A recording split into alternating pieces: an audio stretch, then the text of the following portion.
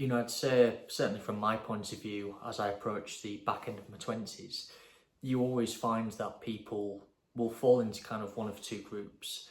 You'll either have one group of people where they kind of realise they've spent all of their 20s partying and just kind of living it up. And then you'll have another group of people, I guess myself would be in the latter group, where, let's be honest, we've spent most of our years in our 20s working on, trying to better ourselves and trying to really kind of preach self-improvement. And that's kind of what the topic of this video is. It's really around the idea of monk mode. So for those of you who don't know what monk mode is, the idea of monk mode is that you go into, I call it social isolation, for a period of time, and you use that to exercise self-improvement. Now that might mean not going to parties on weekends. It might mean maybe hanging out with your friends less to focus on more progressive activities like going to the gym, focusing on your own learning, progressing your career further than what it might be otherwise. Now, I first came across monk mode by, I think it was Iman Gadzhi a few years ago, kind of around the time when Iman really started to blow up, around 2019, 2020. Now, my first experience of monk mode was all the way back in really secondary school. I was in a position where when I had left primary school, I kind of realised that I was on the back foot. I came from a divorced family. I realised that I needed to better myself in order to have a good future.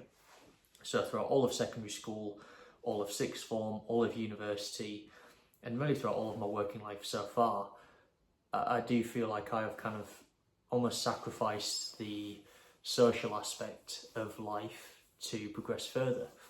And that meant, obviously working, really hard, truly focusing on myself and truly giving 110% to my own development and my own learning. I think when it comes to pursuing monk mode, I think ultimately the first question you have to ask yourself is ultimately, what do you want to get out of monk mode? Is it to lose a few pounds in the gym? Is it to progress your career? Is it to become a more socially dynamic person in terms of your ability to socialise and connect with different people? That's the first question you have to ask yourself. From my point of view, I wanted to grow and develop as a person from a social standpoint, but then on top of that, I wanted to make sure that by the time I got to my late 20s, early 30s, I was in a position where I developed a good enough career to where actually I was just making life easier for myself going into my 30s. You'll all know the person where they've gone through their 20s and not done any self-improvement whatsoever, and then you find that their life is now very hard going into their early 30s. It's a common theme that we often see.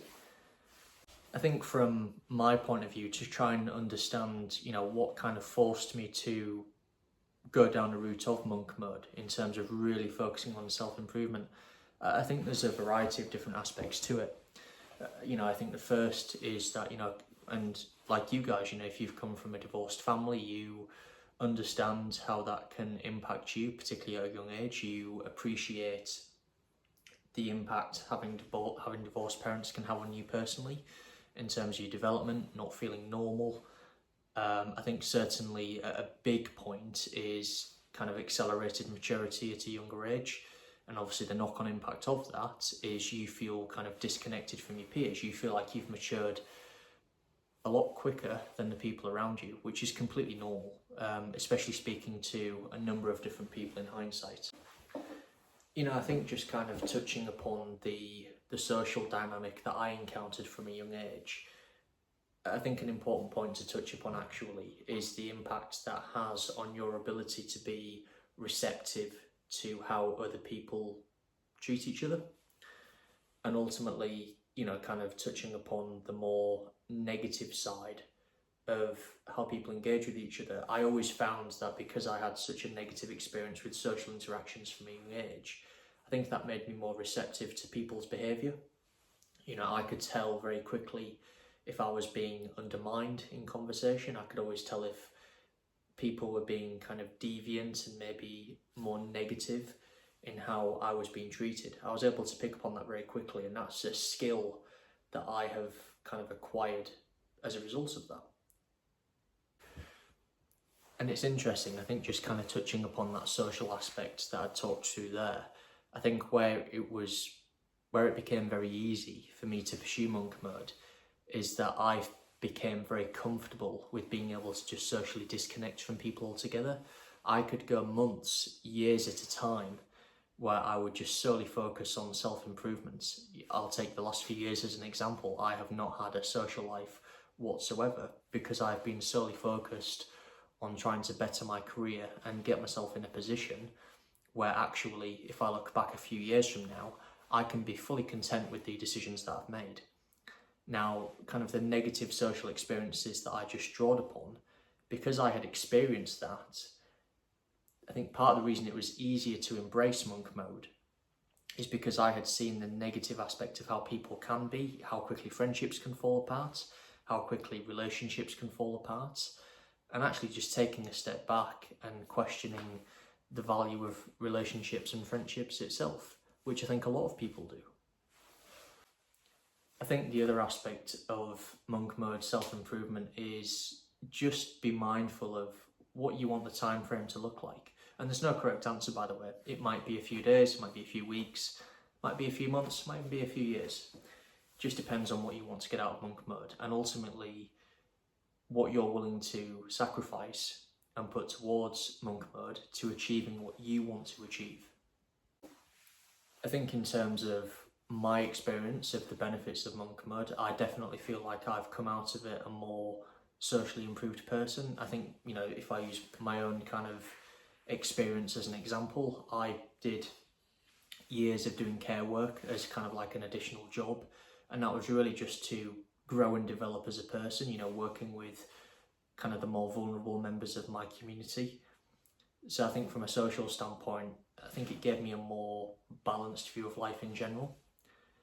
And then I think outside of that, obviously, it's given me a life that I'm quite happy with and really content with. I feel that, if I was to look back at now, a few years on from now, I'll be fully content with the decisions that I've made because I've lived my life in a way where I've taken a step back, I've asked myself, what do I actually want? And then I've put an action plan in place to achieve that. Now, I guess when it comes to the hidden cost of monk mode, and maybe in hindsight, what I would have maybe done a little bit better, I think is the ability to socially reintegrate back into society. It was something Chris Williamson touched upon a while ago, which I really resonated with, is obviously with embracing monk mode, the idea of it is you kind of step away, socially speaking, you use that time to really work on yourself and develop yourself as a person, and then you reintegrate back into your friendship group or potentially new friendship groups. And I feel that certainly a big challenge that I've encountered over the last few years is that ability to kind of reintegrate back into social groups. We can all probably agree that certainly as you get towards the back end of your 20s, most friendship groups are fully formed. People are happy with the group of friends they have. And if you want to try and enter that group of friends as a new entity, it can be hard to do. People don't want to invite new people in, and that's understandable. But then, I guess, from my experience of monk mode, I would say that's where I've had the greatest degree of difficulty. I have focused on self-improvement and self-development so much, and people have clearly seen that they just assume that actually you don't want to go to the parties anymore, you don't want to attend the social events anymore, and so you never get invited, and you never even get considered. And I think that's where I've had the biggest challenge. And I think certainly looking back at the last 4 to 5 years in hindsight, I would say that's something I probably could have done a little bit better, is kind of taking slight breaks from monk mode to be able to strike more of a balance with my social life. And I think that's kind of a key message I would bring forward from this video, is really just making sure that if you do pursue monk mode, you strike a healthy balance between, yes, pursuing development, self-development, and pursuing learning and your own developments, but then also understanding that, ultimately life is quite short, and ultimately you will only ever be this young once. You're only getting older day by day, and it's important to spend that time with people that you genuinely want to be around, and also making sure that from a social standpoint you are developing those friendships, developing those connections for years to come. And it's interesting, I guess, just tying into that point. I'd read a study recently that was basically saying that loneliness can be extremely damaging to a person's health. They say that loneliness is like the equivalent of having 15 cigarettes a day, which may sound quite extreme, but I think certainly from practicing monk mode, where, let's be honest, you are on your own most of the time.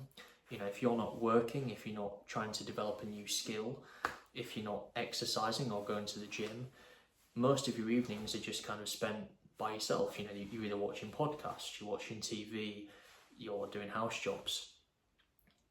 But there's that kind of social aspect of your life that is not complete because you haven't put the focus and attention towards maintaining that aspect of your life, because you've been so focused on the monk mode development and learning side. And that's why I kind of emphasize it's so important to strike a healthy balance. And I think in hindsight, that's something that I wish I would have done a bit of a better job of. And I think that's probably the key message I would put forward from this video for anyone who's looking to pursue monk mode.